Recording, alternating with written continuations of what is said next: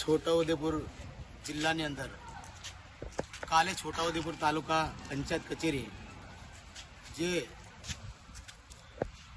પ્રમુખ અને ઉપપ્રમુખની ચૂંટણીની પ્રક્રિયા હતી તે દરમિયાન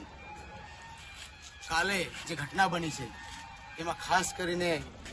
આમ આદમી પાર્ટીના જે કાર્યકરો હતા, જે ચૂંટાયેલા સભ્યો હતા, જેઓને ચૂંટણી પ્રક્રિયામાં અંદર પ્રવેશ કર્યો અને પોલીસ જેને સ્ટેપ બાય સ્ટેપ એમનું વેરિફિકેશન કરીને અંદર પ્રવેશ કરી અને અંદર જે ચૂંટણી પ્રક્રિયા પૂર્ણ કરવાની હતી ત્યાં લઈ ગયા અને આમ આદમી પાર્ટીના જે ચૂંટાયેલા સભ્યોને અંદર જે જવા ન દેવામાં આવ્યા અને અંદર ભારતીય જનતા પાર્ટીના અસામાજિક તત્વોને પોલીસ સાવરી રાખ્યા હતા અને મોટી સંખ્યાની અંદર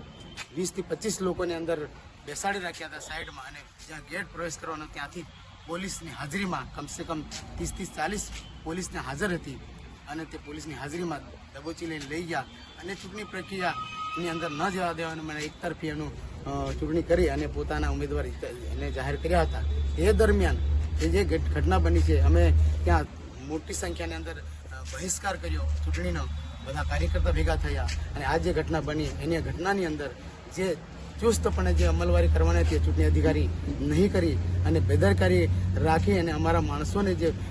બાયપાસ કરવામાં આવ્યા છે અને જ્યાં ખાસ કરીને આજ ભારતીય જનતા પાર્ટીના જે સાંસદ હતા એમના પુત્ર અને પોતે પણ એમાં સામેલ હતા એવું જણાવવામાં આવ્યું છે. ખાસ કરીને તમે જોઈ રહેશે કે કાલે જે ઘટના બની છે બહુ દુઃખદ ઘટના છે, લોકશાહીની હત્યા થઈ છે એવું દેખાઈ રહ્યું છે. કેમ કે પોલીસ જ્યારે સાવરીને આવું કામ કરાવતી હોય તો આ દેશની શું હાલત થશે. આજે તમે દેખો છો અમે આજે પીએસઆઈને અમે તમામ કાર્યકર્તા ભેગા થઈ આવેદન પત્ર પણ આપ્યું છે કે બંદૂક લઈને આજે પાર્લામેન્ટના જે પ્રતિનિધિ છે દિલ્હીના જે સાંસદ છે એ પોતે એક હથિયાર લઈને ખાંદ પર હથિયારને કારતૂસનો આખો પટ્ટો નાખીને ગાડી પર ખુલ્લે આમ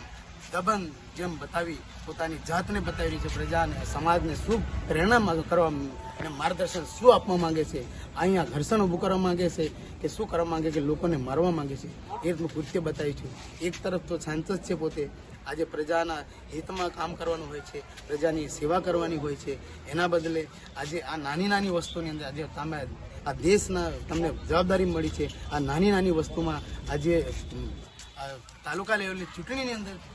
આ કૃત્ય કરવાનું હોય. આજે તમને સાંસદ લેવલે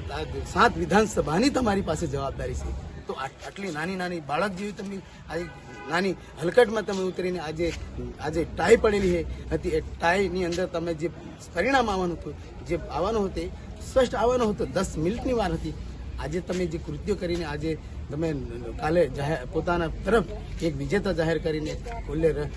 સરઘસ કાઢ્યું છે અને બંદૂકને ફાયરો કર્યા છે અને જાહેરનામાના ખુલ્લે આમ ભંગ કર્યો છે. આજે